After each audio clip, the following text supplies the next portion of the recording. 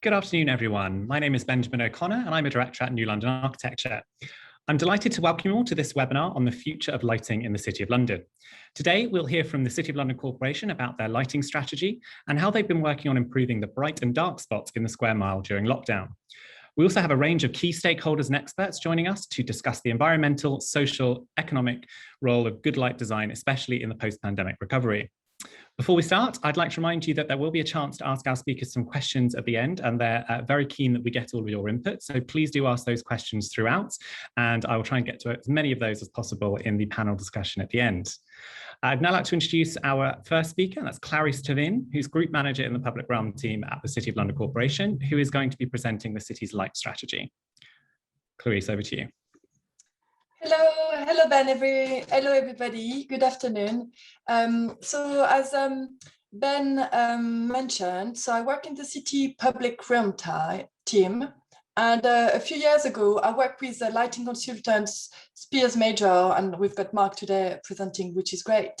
And a wide range also of internal and external stakeholders to develop the first lighting strategy ever written by a London borough.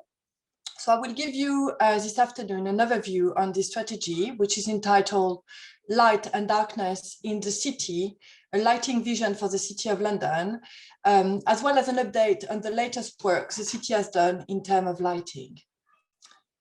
So if we can go to the next slide, it shows pictures of the City of London during sunset. So you can see a different side of the city appears with solar light shedding away and artificial light emerging. In winter day in London, we can experience up to 16 hours of darkness.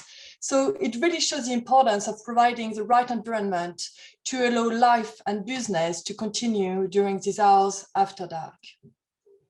Street lighting has a huge impact on us, maybe bigger than we realize, and it impacts on nighttime activities and people, especially who work at night. I think the number in London is like 1.6 million of people working at night, so it's a lot of us. And even inside a house and a home with street lighting, getting through our windows. So lighting is a very powerful tool to encourage people also to spend more time outdoor. And this is quite a policy objective at the moment with plans for the post-COVID recovery.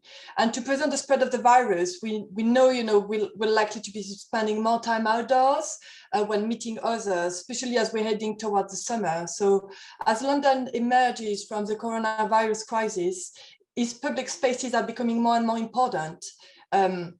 And indeed, the City of London presented this morning its recovery task force, where it means, really essential for public realm, to be developed and to be the center of activity, so the city can remain the most innovative and inclusive business ecosystem, as well as a great place to live, work, and visit. So through the lighting strategy we developed, we really looked at lighting in all these aspects. And also we started with a big survey of what the city light is at the moment, or we used to be before we really started the strategy. So if we go to the next slide, we can see that the city wasn't, great in terms of night atmosphere. And in the last decades, it really used to be a place which was active from 8 to 5, busy Monday to Friday, but very quiet at night and weekends. So decisions around lighting were mainly driven by technical requirements, and the streets were often overlight. There were a lot of glare, too many different types of light fittings, which means the maintenance was quite complicated as well as costly. So in general, there was really a lack of a holistic approach. So the city has changed since quite dramatically and radically, and with a vision to become a 24 hours, 7 days destination, the development of the nighttime economy as well, increasing a lot in the recent years, as well as lots of discussion around smart lightings. It means that when we had to replace our 30 years old equipment and lighting fittings, we decided to reconsider totally our approach to lighting, and we appointed lighting designer Spears and Major to help us to develop our strategy. So artificial light could really become a unique opportunity to bring the city into the new decades, as well as support these ambitions to make our street much more walkable, inviting, and enjoyable for everyone, during daytime and during nighttime. Next slide, please. So the strategy is very innovative, especially it's a cross-departmental work, and it was developed hand in hand with colleagues from the highway and the planning team, as well as the city public realm team. And together we organize lots of workshops with colleagues from the transportation team, access team, environmental health, open space as well. And we also had lots of discussion with the City of London Police and TfL as some examples. We also organized several night walks where we could really experience what the city after dark was and what was the look and feel of the city streets, as well as workshops and public engagement through drop-in sessions, which were open to all, as well as presentation. So we could really stimulate the debate and get a variety of views. And thanks to this engagement, we really managed to build up a strong political support, which allowed us to be very radical in this strategy. Next slide, please. So at the end of this quite long and intense engagement process, we came to a vision for the strategy, which is summarizing what we want to achieve. And that's quite a lot. So we want to deliver a strategy which is a creative, holistic and smart approach to lighting, which also recognize the need to balance light and darkness so that we can really meet both the functional and aesthetic needs of the City of London. So in this vision, we are really highlighting the need to be creative and innovating in using the latest technology, which allow us to be much more flexible in really using lights and ensuring we've got the right level of light in the right location at the right time. And therefore, we can really avoid light pollution and be much more sustainable and reduce energy consumptions. So there's also a strong view that we need to illuminate our streets, but we need to respect dark, which is very important, especially in area close to green, parks, and also along the riverside to protect our wildlife. Finally, there's clearly a need for lighting to ensure that our spaces are safe and practicable, but it's also a fantastic tool to act as a wayfinding and to create a legible environment after dark and reveal our landmark and historic buildings. So this way we can curate the experience at night and start to build up a nightscape. So if we go to the next slide, please. So in developing the strategy, we looked at the different qualities of light, and I'm not going to go through a technical discussion and enter into lots of technical discussion here, especially as we've got a specialist around the table, which will do that much better than me. But we looked at the intensity of lighting, the color of lighting, because there's a big difference between warm yellow light and quite bluish white light. It really have an impact on the street, but also the scale and the height of the lighting. And in the city, our light fitting are generally quite high up on building, which can really work in roads that are dominated by traffic, but doesn't feel appropriate at all in small pedestrian alleyways, for example, where we need a much more human scale. I mentioned darkness earlier, and this is something very important as well as light. And we also looked at the verticality, so how light works vertically, and the balance. Next slide, please. So we ended up with a three-pronged strategy, which look at the functional aspect of lighting to ensure we can deliver a safe and secure space, as well as a fully accessible environment for everybody.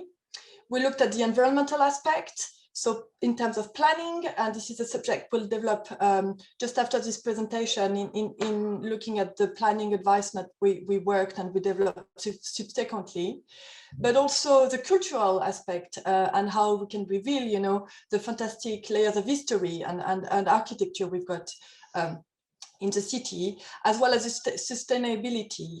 And we also looked at the technical aspect of lighting, so the management of light and how future decision can be made, as well as maintenance, and the technology, so how it can support us to achieve our vision. Next slide, please.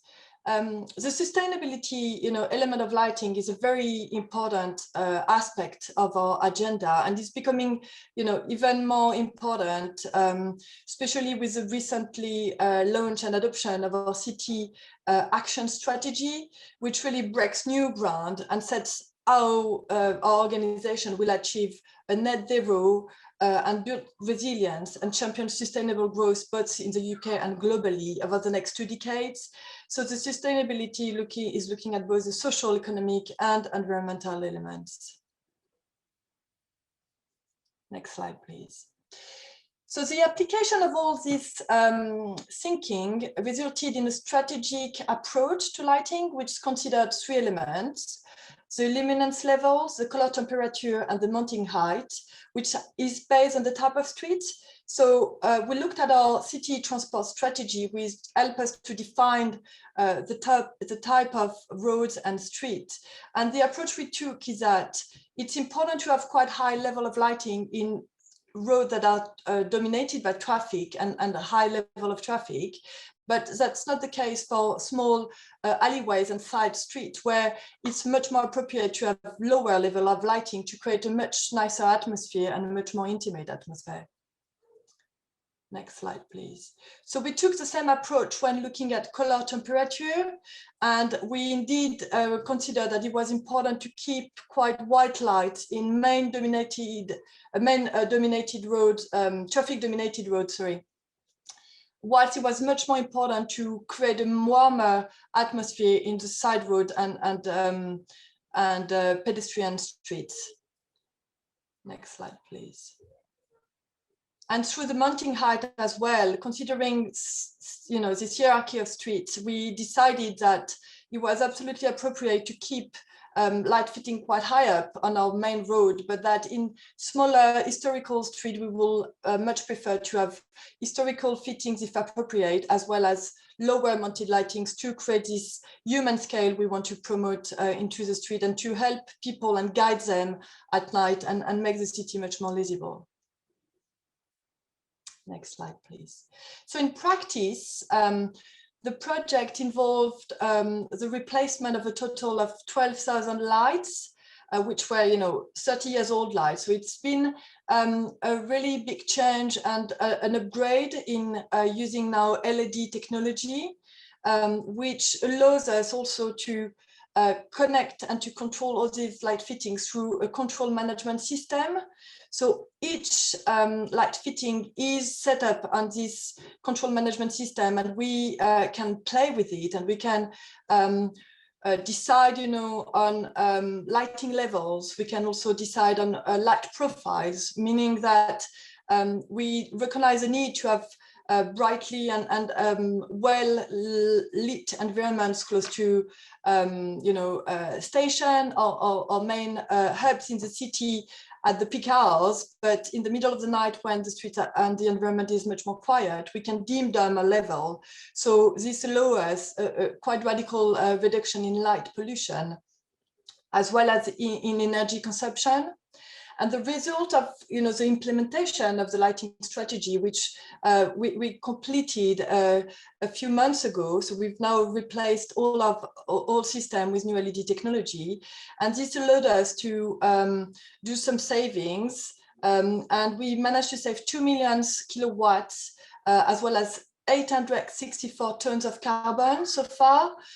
We managed also to dim our current levels by 30% for road and 60% inside streets and alleyway. So this altogether enabled a 50% cut in energy consumption. And we also realized we didn't need all the light fittings we used to have, and we managed to cut 20% of the number of light fixtures in the streets. In the next slide, we can see an example of before and after. So this is Peter's Hill, where you can see used to be quite brightly lit, quite white lit, but with the implementation of warmer light as well as low-level light in the handrails, we totally changed the atmosphere of the street. And we also managed to reduce the number quite dramatically. And the first picture, you can see all these white circle and glaze which have disappeared in the second pictures. And you can see also the type of, much more intimate space we can create in keeping historical features and historical fittings when it's relevant. So we can create a much, calmer and more welcoming space. Next slide, please. So in developing the strategy, we undertook lots of night walks, and this strengthened really our view that the city is not homogeneous. It's during daytime, but it's neither at night. So we identified a series of characters area, and each has a very distinct attributes which contributes to the experience of being in the city. So we really wanted to continue and to keep this during the experience after dark. And the strategy therefore aims to accentuate and celebrate as well as reveal the unique qualities of each areas in maintaining distinction, after dark. So it can really enhance the people experience of the public realm at night. And if we go to the next slide, we can look at the example of Culture Mile. So Culture Mile is the new cultural quarter of the city, which was launched a few years ago, which is focusing on the northwest quarter of the city, and is developed in partnership with 4 key local cultural institutions, which are the Barbican Centre, the Museum of London, the Guildhall School of Music and Drama, and the London Symphony Orchestra. So this is a place where we really want the history and the contemporary cultures to intermingle in the space, and we want to activate the street and to make them different from the rest of the city. So this is what, Culture Mile and Smithfield Market and the picture could look like on a normal evening. And if we go to the next slide, we can see how we could, activate and transform our city nightscape in working with artists, providing, light installations, and really activate, the area and attracting people back in the city, which is very key to, the post-COVID recovery, and also putting culture at the heart of this quarter. So if we go to the next slide, I just would like also to show, some kind of challenges we're experimenting in Culture Mile. And the next slide is showing Beach Street, which is a very challenging environment. It's since March last year is the first experimental zero emission street in the city, but it's still quite challenging environment, and it's one of the key links between the Barbican Tube Station and the Barbican Centre. So definitely, it's still dominated by traffic, and we could do something much better there. So how could we do that? And in the next slide, we can see an example of an installation which was delivered for the Open Fest Festival, where we work with the Barbican and Fifth Night production to deliver a 2 days free lighting and sound installation. So this was an immersive audiovisual feast where the audience was placed in the middle of this tunnel, but could experience contemporary classical music, as well as the projection which recovered the walls as well as the ceiling. So it really shows how a space could be totally transformed and how our streets and public spaces could be used for festival events and other activities. In the next slide, we can see another piece of research we've done, still in Culture Mile, which was looking at, there's a lot of challenges and complexities in this area. So we wanted to understand how, what the sociological impact of lighting into the street. So we appointed researchers from configuring lighting. We also work at the LSE to understand and to undertake this piece of work specifically on Culture Mile, which really help us to understand how we can transform Culture Mile and how we can ensure that people are at the heart of this transformation, and that we create inclusive streets for everybody. Another piece of work that was developed recently and launched just a couple of months is a research led by the Centre for London, which is a city and a city of London, and a big group of consultants and experts in lighting contributed to develop, really a vision for the whole of London at that time. So all the learning we got from developing the city strategy was able, to be shared and discussed with all these different people. And really the research explored the question around sustainability, equity, well-being, and made recommendation for taking a new approach to lighting for the capital. So the work is available on the Centre for London website, and we hope that it will help to disseminate the knowledge and the experience we developed over these last years in developing our strategy, but also implementing it and sharing the challenges we met. So just to finish, there's a lot more work to do in terms of lighting. I think, you know, we reached a quite interesting point, but really with post-COVID recovery, we know it's very important to work collectively. The street lighting cannot be separated from the other sources of lighting in the street. So this is a very important subject, and I leave it now to Pearl and Mark to talk a bit more about the work we've done and the planning advice note, and to explain indeed how, you know, street lighting and building lighting can work together. Thank you very much, Clarice. That was an amazing presentation, some really incredible facts and figures you put forward there. If anyone has joined whilst Clarice was doing her presentation, please do feel free to ask questions throughout. So we've got plenty to put to our panel at the end. Next up, we've got a double act. It's Pearl Figuera, Planning Officer at City of London Corporation, and Mark Major, who's a Senior Partner at Spears Major. They've been working together on the city's lighting design guidelines planning advice notes. Pearl, Mark, over to you. Thank you, Benjamin and Clarice, for a really interesting presentation. Hello, everyone. I'm Pearl Figuera. I'm a case officer in the development management team at the City of London. We want to welcome you to this presentation on the proposed planning advice note for lighting, which I'll provide a brief introduction to, and then I'll pass over to Mark Major to provide further detail on the key issues to address in the planning advice note.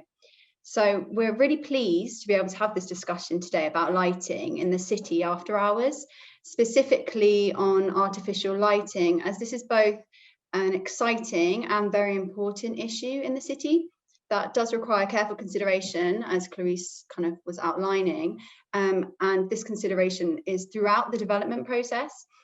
We're also really keen to hear views at the early stage of this advice note, which we're in the early stages of producing. So just for a bit of background in terms of the planning policy for lighting, at a national level, this is addressed in the NPPF, which states that planning policies and decisions should take into account the effects of pollution on health and living conditions and the natural environment, and also should consider the impact of artificial lighting on local amenity. The planning practice guidance actually provides significant detail on light, and whilst it acknowledges, you know, the benefits of artificial light, it also highlights the potential for it to become light pollution or obtrusive light. And really crucially, it states that for lighting to have the maximum benefit, it's important to get the right light in the right place and for it to be used at the right time. Of course, the London plan also notes the importance of carefully considered and well-designed lighting.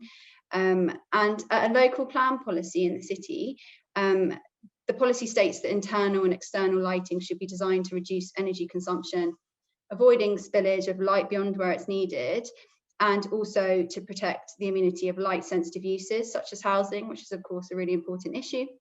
In the emerging city plan, there is actually a dedicated policy that references the adopted lighting strategy that Clarice has gone through. And this states that development proposals should consider a lighting strategy early in the design process, and that developers should submit a lighting strategy with planning applications if the proposal includes the installation of external lighting or light spillage into the public realm.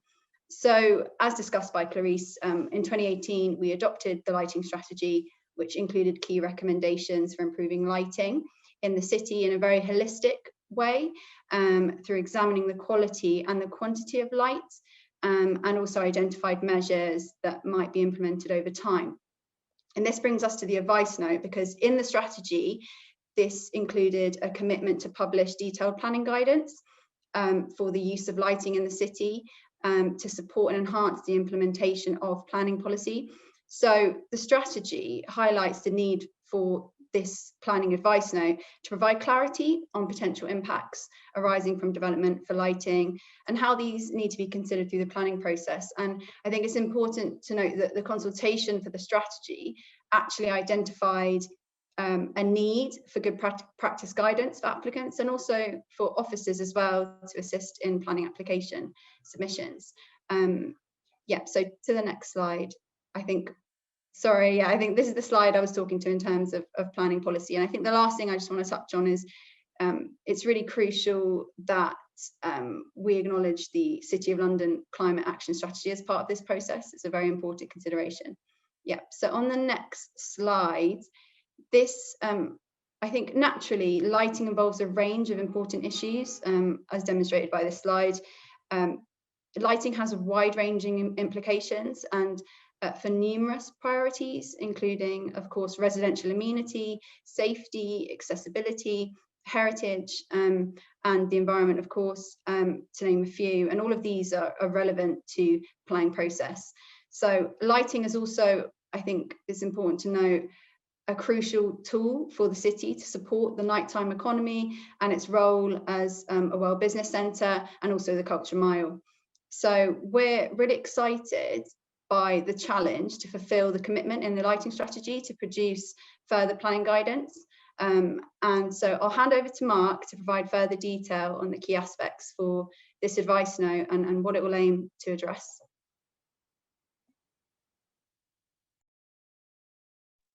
Thank you, Pearl. Can we go to the next slide, please? And probably the next one. So just carrying on from what both Clarice and Pearl have been saying, the background to the planning advice note is very much, or the starting point was very much the lighting strategy. And not to repeat what Clarice and Pearl have said, it's fair to say that during the process of the lighting strategy, what we were trying to do was to look at all the layers of lighting that exist within the City of London, not just the street and amenity lighting, but a sort of wide range of different lighting that coalesces to form the overall lit impression of the city, whether that's the light shining through windows or emphasis of architecture through the illumination of buildings or landscape, the lighting of public art, or even the lighting of events. And as Clarice presented, we were always very concerned to make sure that we were thinking not just about the quantity of light, but also the quality of light, and not only the quality of light, but also the quality of the night, the quality of darkness. Next slide, please. So as I said, it was very much driven by sort of two sets of considerations. One, of course, was the fact that the city was about to upgrade its street lighting, as Clarice described, across the entire square mile. And we worked with the city engineers to determine new levels of illuminance, color, temperature, and the scale of equipment. Next slide, please.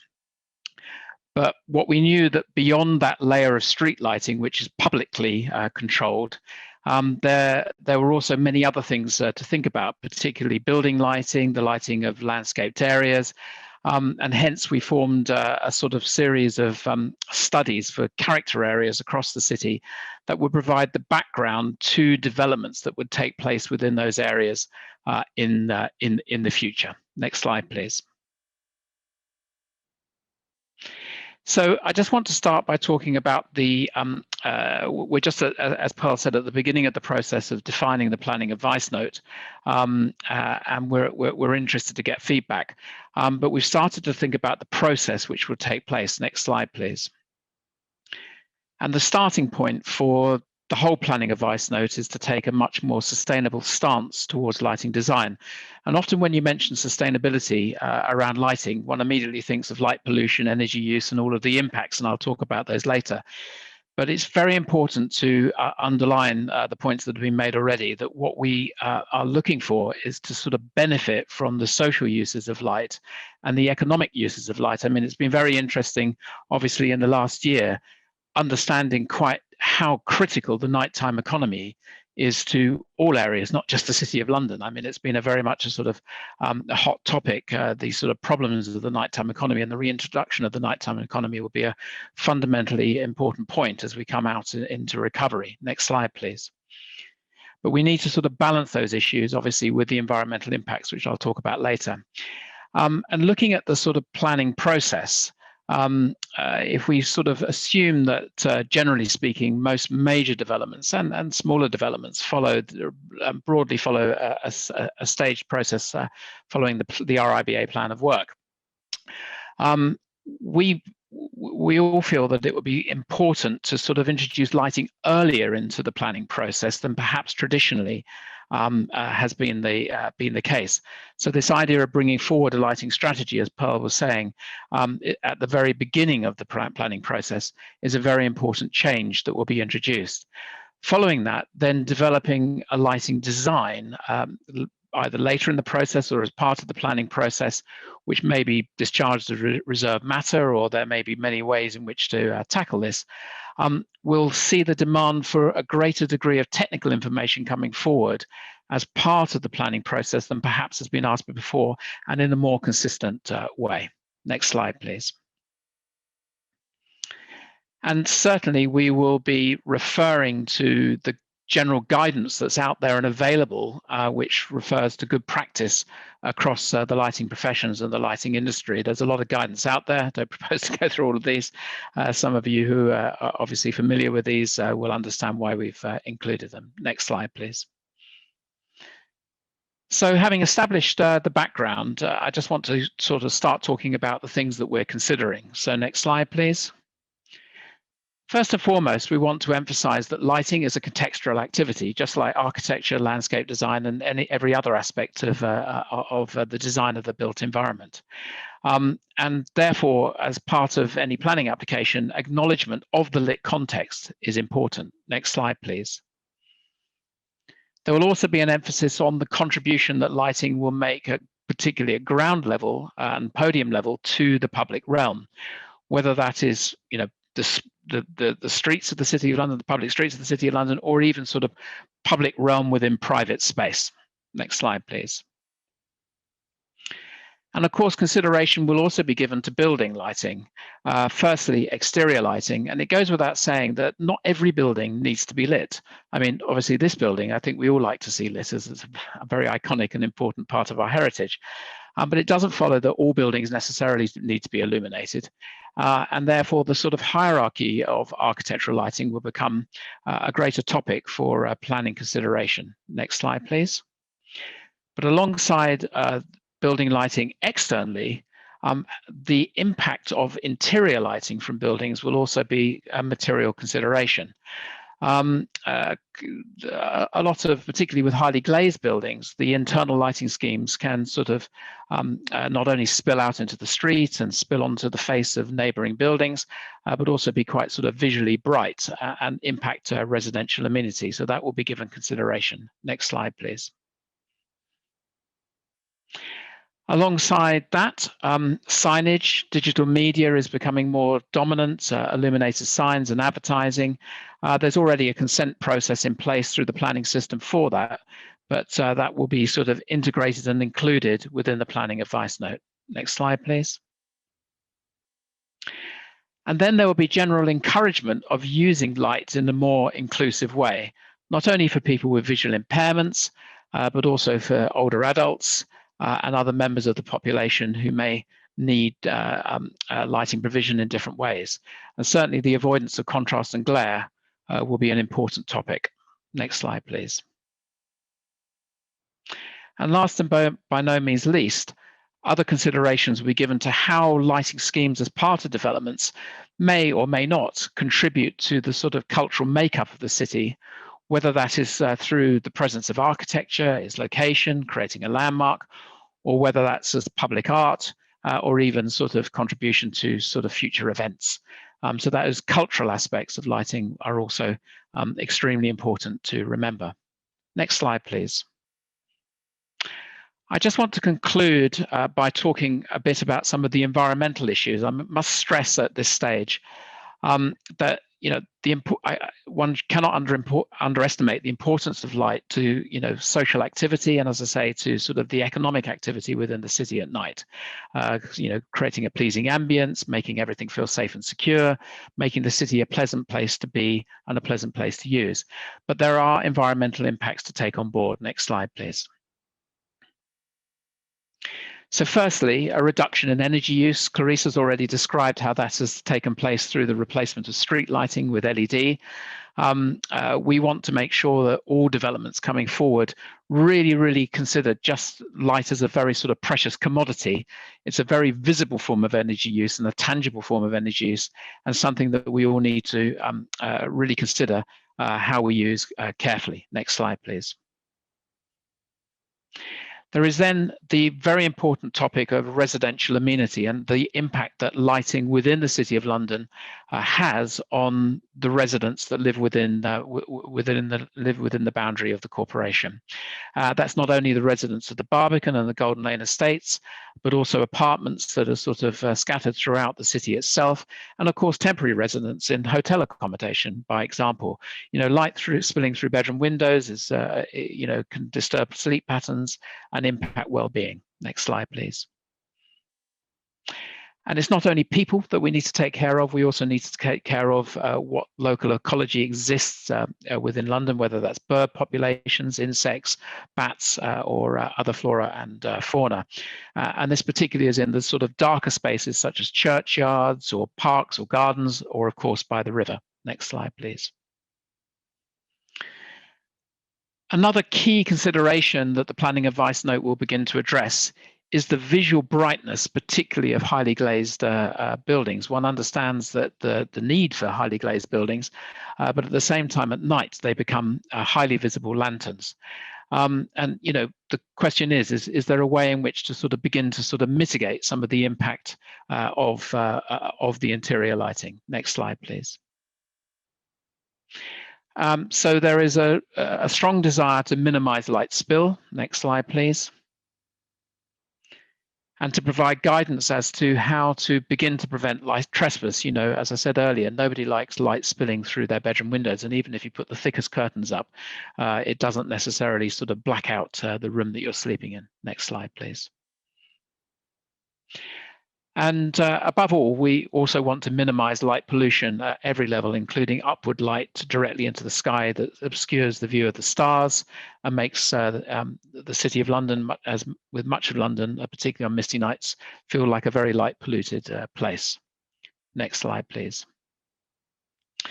I just want to finish on a couple of interesting slides that sort of, in a way, makes the point, particularly about sort of the timing of lighting as well.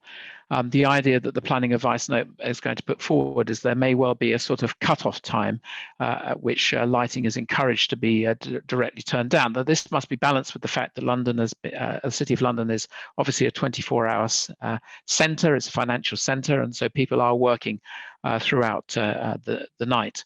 So this is a slide, an image that was taken pre-COVID of the Eastern Cluster, the central business and financial district of the City of London. And the next slide, please. And this is a similar view that was taken during lockdown. Now, obviously, it looks like this. It's also a clearer night, but it looks like this because obviously nobody is in these buildings working. Unfortunately, everybody is in lockdown.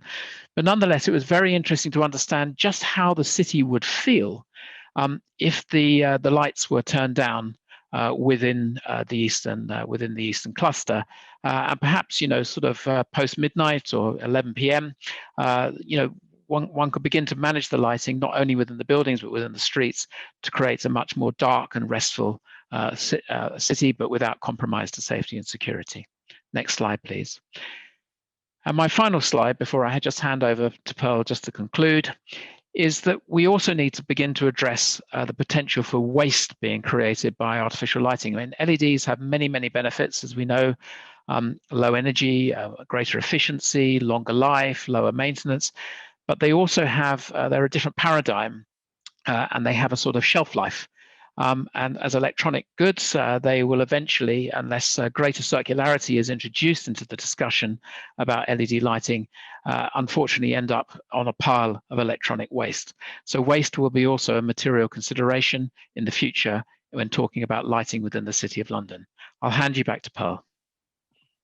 Thank you, Mark. Thanks for that really comprehensive review of all the issues to address, of which there are many in the advice note.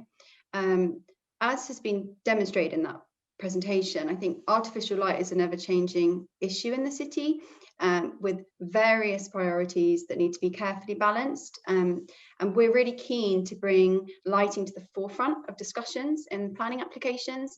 And also, I think the advice note, the aim of it is to help us have more informed discussion at all stages through the development process, and especially an early stage in planning. We don't have all the answers at the moment, and we would welcome questions and suggestions for the advice note, which are proposed as guidelines and not to be prescriptive. So we're keen to invite a discussion on this exciting topic. Thank you very much, Pearl, and thank you, Mark. Please do pop your questions through to our panel. We're now going into a panel discussion. So our previous speakers will be joined by Ben Ely, who's the Interim Head of Design, Built Environment, City of London Corporation, Andrew Rogers, who's a Mechanical and Electrical Manager at the City of London, Florence Lamb, Arup Fellow, Global Lighting Design Leader at Arup, and Alex Lifshutz, Director at Lifshutz Davidson Sandilands. I'm going to come to each of our speakers who haven't spoken yet on our panel while we wait for your questions to come in. So I'm going to come to Ben, and perhaps Andrew, you can also chip in on this. Ben, what can you tell us about the recovery plan to the City of London, and how can lighting help in bringing people back to central London? So thanks, Ben. So post-COVID, I think you will see soon the recovery plan coming out into the public sphere. You've seen other reports, including the city's vision for itself in 2025, which have come out relatively recently, in which place a lot of emphasis on the city becoming a 24-hour, 7 days a week sort of destination, and diversifying its offer to remain competitive on an international scale in a more globalized world. And I think in doing so, we'll need to think about how we accommodate that environmentally and socially and physically, and how we provide that nighttime atmosphere that will create the sort of ambience and sort of backdrop to that successful city. Thanks, Ben. Andrew, did you have anything to add or anything on the presentations? Oh, you're just on mute, Andrew. There's always one.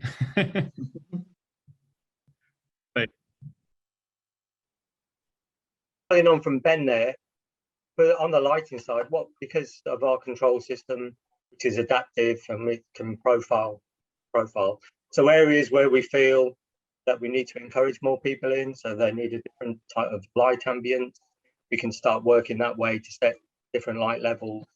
And also adding to what Clarice said earlier, part of the setting up the lighting strategy and also in our implementation of the street lighting review, where we replace the older lanterns, is that we're doing a lot of walks where we sort of look and feel.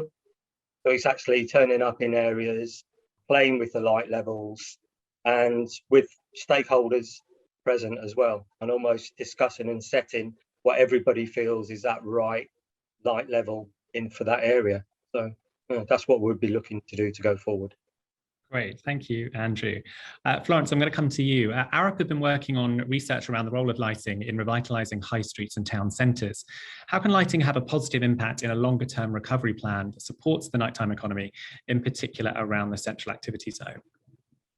Well, I think it's really interesting, and I would congratulate City of London to have such a sort of good vision and strategy planning and design guidelines in place.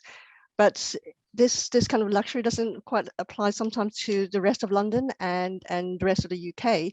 So that's why our research has been purposely focusing on town centres, so that we move away from the sort of general big city centres, but emphasising on the renewed and increasingly important role that town centres play in the recovery of national and local economies in the post-pandemic world. And so what we have in mind, and with that in mind, the aim of the report is to really help to the local authorities and towns in their investment planning towards facilitating and encouraging economic activity. So you can say it's a pre-planning, making a business case for lighting, and so that's to understand how they actually can contribute. But when you look around, there are not many evidence that can really link lighting into economic recovery. We talked about it, we talked about how lighting is important for nighttime, but really to get a sort of hard, tangible evidence is not so straightforward.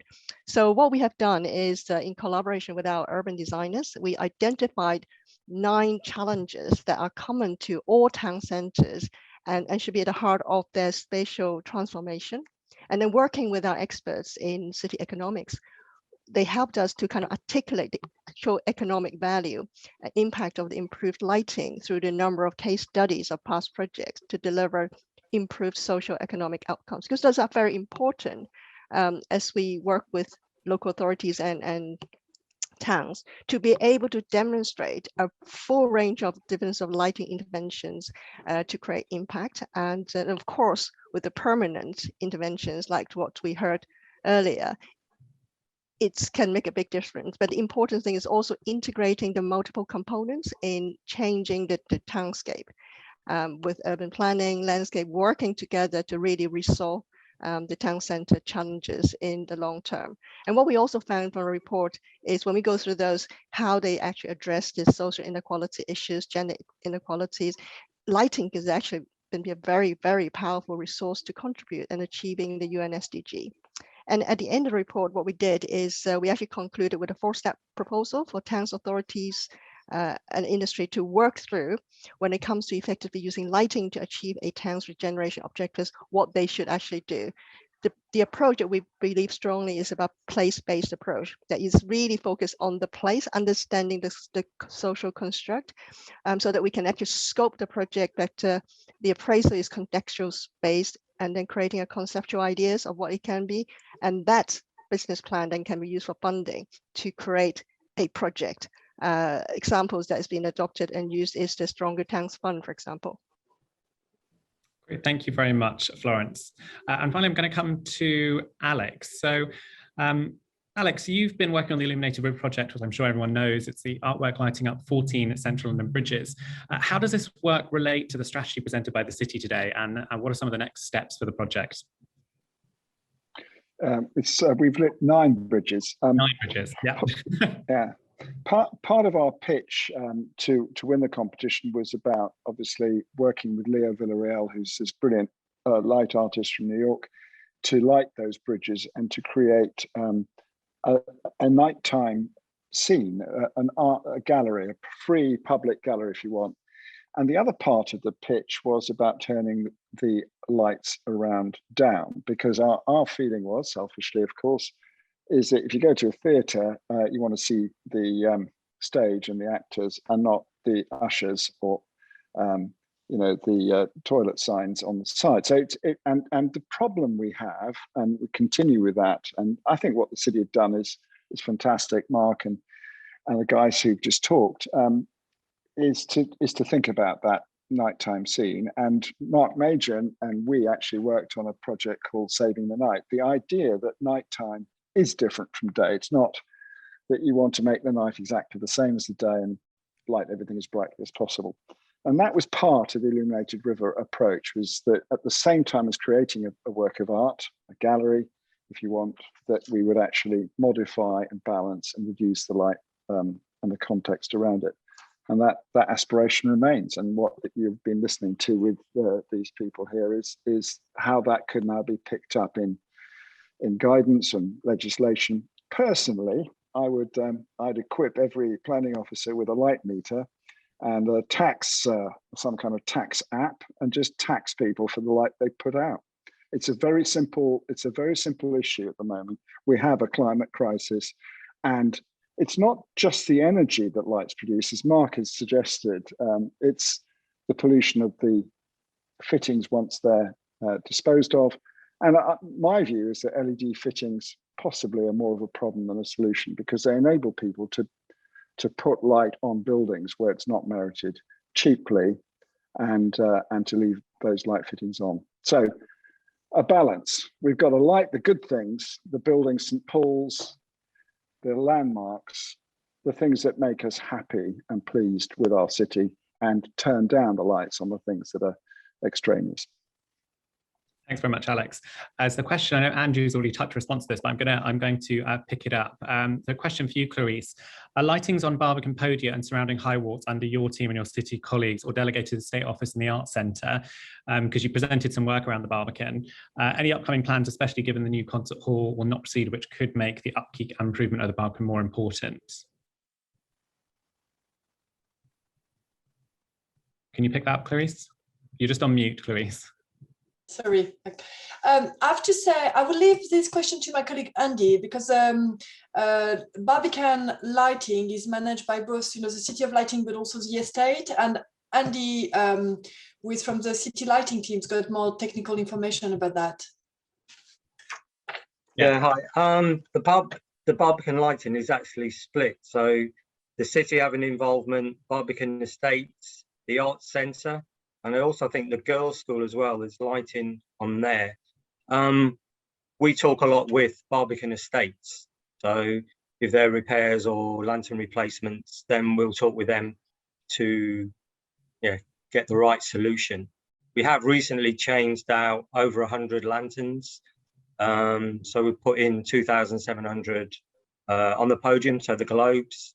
And we've put in, with a lot of them, they've got a 270-degree output, so we've cut back so we don't get as little backlight as possible falling into people's flats. But ongoing, I haven't heard much on the discussion there, so that'll be open to ourselves. But hopefully all sides, because I think on the Barbican as well, it comes through City of London on the structures side.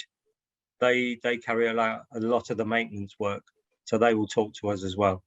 So yeah, it's a good point. We do need to join up all the dots there. Sure, thank you, Andrew. Next question, I think pretty much everyone should be able to have an opinion on this. So pop your hand up if you'd like to answer. How exactly can light be used to create spaces with more than one functional purpose? Who would like to pick that one up?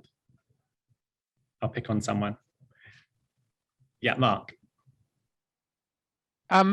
Yes, I mean, one of the great benefits of working with such an ephemeral medium as light is that it has enormous flexibility. And therefore, it has the ability to sort of reduce space and make space expand. It can sort of reveal textures and colors at one point. It depends on the degree of on the degree of flexibility in the design. But one of the exceptional changes that has taken place in the City of London in particular is now that background lighting that forms, which always came traditionally and remains from the street and amenity lighting that lights the roads, the pedestrian paths, the alleyways, and the open spaces. That is now highly controllable. And in fact, within the lighting strategy, we suggested that there shouldn't just be one light level in the future. That there can be several light levels in the future. There can be a sort of early evening light level. There can be a sort of slightly later at night light level, and then there can be a sort of almost like a sort of post-curfew light level, if you see what I mean, which can be even dimmer. And this sort of new flexibility that we can find through public lighting means that, as Andy was alluding to, through the control system, this possibility of sort of dimming lighting, not only to save energy and to reduce carbon, but also create a more pleasurable visual scene, gives that sort of opportunity to sort of create the flexibility that I think the question suggests. Thanks, Mark. Did anyone else want to say anything on that? Florence.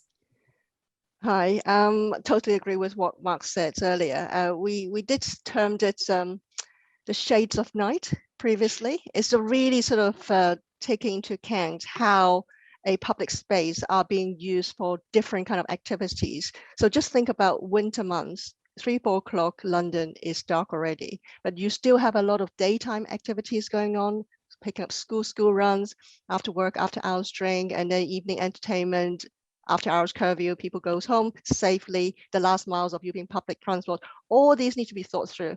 And then with all these sort of modern technologies in terms of lighting control system that was touched on earlier by one of the speakers, is utilize them, really rethink how we can create the night for the people. The idea's basic function of light is to see, but how can we make lighting, make the space more inclusive for different genders, how they feel safe, is a perception of safety at night, and so that they are not precluded to use the public spaces at nighttime to do their job or just really enjoy being out.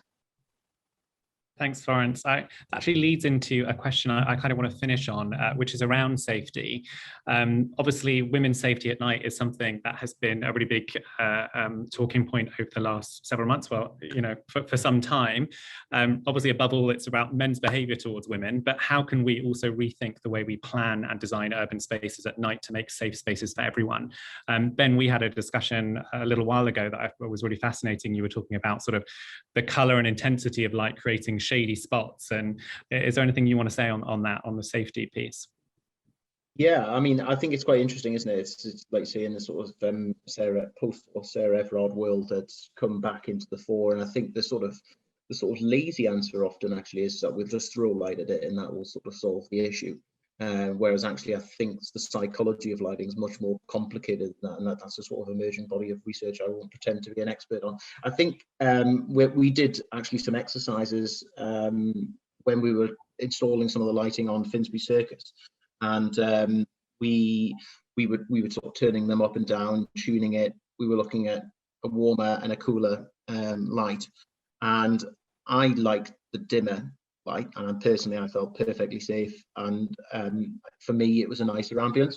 But it was interesting because a female colleague totally separately to me said actually she felt a little bit unsafe, and I suppose there inherent is there is this sort of discrepancy, not discrepancies, but there's differences in diversity and different demographics, but I think generally what it comes down to is, I'd like one of the technical colleagues to input here if they wish, but I think it comes down to uniformity, and like you say, the shadows and potential dark pools, and it's those which create a sense of of somewhere feeling unsafe, rather than necessarily just the intensity of the actual light itself. Great, thank you, Ben. I just cut out very briefly there. Alex, I'm going to come to you next. I never thought I'd speak on behalf of creatures, because I'm scared of spiders and bugs, but nobody's actually mentioned that. I think, yes, we have to curate lighting for people and for their security, but without the creatures, you know, we're just, you know, we're gone, we're done. So I think, yes, there is a difference between winter and summer, and the difference in the spawning patterns, the migration patterns, and those have to be factored in. You know, we may have to get used to the idea that there isn't always light around, and that we do have to skirt in our journeys around areas that are darker, and modify our behavior. That's all part of actually living in a real world with other creatures and other wildlife and a different ecology. Thanks, Alex. Florence. Hi, since the topic came up about the perception of safety for women and girls, etc., just want to share a piece of research that we conducted in Melbourne, using data to actually understand at a sort of certain place where are the unsafe hotspots are for women. And the data that we looked at is both day and nighttime. And what we look out for are the discrepancies. Why is it for the same spot people would feel unsafe at nighttime, whereas daytime is not a social problem as other things? So our team actually went in, and at the end of research, what we concluded is actually a lot of instinct from light designers already. More light doesn't create safer cities, but what is important is the quality of light, the layering of the light that gives you the kind of the sense of the space, an outdoor space, which attract people to dwell. When you have more people actually in the space looking out for each other, that's how people feel safe as well. So the quality of light is a lot more important than the quantity. And then other issues is about this correlation of the sense of safety with the color rendering and a warmer light, and how women actually preferred higher quality LED light that enable them to distinguish shapes and color, and that helped them to sort of create a better sense of safety. Just imagine you're walking on a public space, you see someone approaching you, rather than face being in the shadow, but you can actually distinguish their face at a distance. Then that individual women could decide whether to carry on the same direction or actually try to sort of run the other way. So it is that ability to make the right kind of decision, and this perception really make a difference for people using public spaces at nighttime. Great, thank you, Florence. I'm going to come to you, Clarice, anyway. So thank you for putting your hand up, because I was going to ask you to finish off with just perhaps letting the audience know if anyone does have any thoughts, where they might be able to get in touch with you, whether there's more information on the website. And then obviously, yes, if you've got comments on the current discussion, please do. I just wanted to echo what Florence said, is that it's not necessarily about, only light as such. Is about, lighting within the environment and the design, of the wall of the public space, depending on where you place some, elements, if you create a fluid, path, if you create some obstacle in the middle, if you allow for different, paths, at night. So if you feel like there's someone coming in front of you, we might not be, very welcoming. You've got the chance, to walk on the left, on the right. It's about the continuity also of spaces and ensuring you create this legibility, so people feel safe and there's no, dark spots, as we said earlier. But really is the point that it's not lighting in isolation, is lighting within the full design of the public realm, which I believe is really important. And in terms of the lighting strategy, so it's available on our city website, and all the details are there. You can download it, and you can contact us on the City Public Realm address, on the City of London address. Great, thank you very much, Clarice. It's very fitting we're talking about lighting, because somebody has just turned off all the lights in this room. And I forgot to say a thank you to 22 Bishopsgate. I'm actually over here. I had to pop into this room. So thank you to Axon 22 for letting me using this room, and hopefully I'll be able to get out. But thank you all for coming along. I'd like to thank you, all of our speakers. Really, really fascinating stuff. As Clarice says, do check out the lighting strategy through the corporation website. I'd like to thank our programme partners, City of London Corporation, and our programme supporters, View City, and of course all our speakers for their contributions. We're now just going to run a really quick poll for the audience so you can let us know a bit about the content, how you felt about it. Thank you all for coming, and hopefully we'll see you at an event very soon.